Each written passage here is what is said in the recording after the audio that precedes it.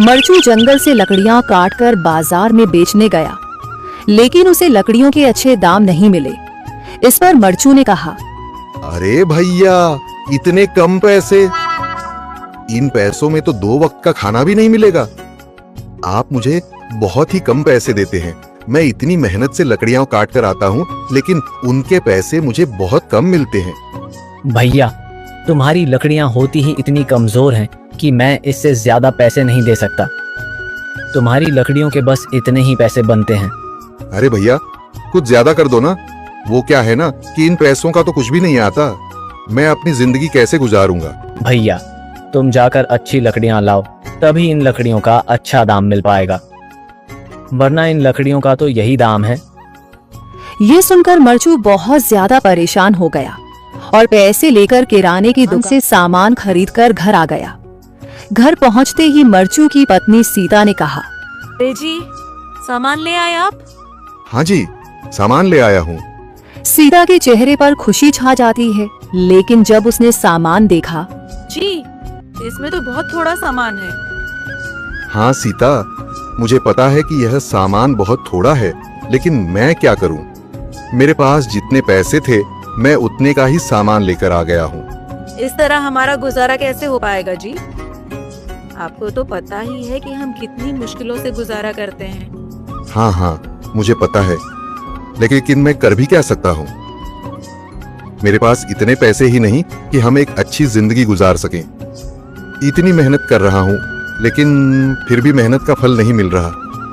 इतनी मेहनत से अच्छी लकड़ी काट कर आता हूँ, लेकिन मुनासिब दाम नहीं मिलता। मैं तो बहुत परेशान हूँ। क्या करूँ? कहाँ जाऊँ? अरे जी, आप परेशान न हो, आप कोई और काम देख लें। मैंने कई बार काम तलाशने की कोशिश की, पर किसी ने भी मुझे काम नहीं दिया।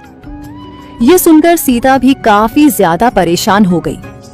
मरचू से सीता की परेशानी नहीं देखी गई। उसने अपनी पत्नी सीता से कहा, मैं फिर से जंगल की ओर जा रहा हूँ। अरे जी, अभी मत जाइए ना, वैसे भी शाम हो रही है। आप कल चले जाइएगा, अभी मत जाइए। ठीक है, अगर तुम रोक रही हो तो मैं नहीं जाता। मैं कल चला जाऊंगा। इसके बाद मरचू गांव में घूमने के लिए चला गया। तभी उसे एक आदमी मिला और उसने कहा, कहाँ जा रहे हो भैया? और सुनाओ, क्या हाल चाल है? जिंदगी कैसे गुजर रही है?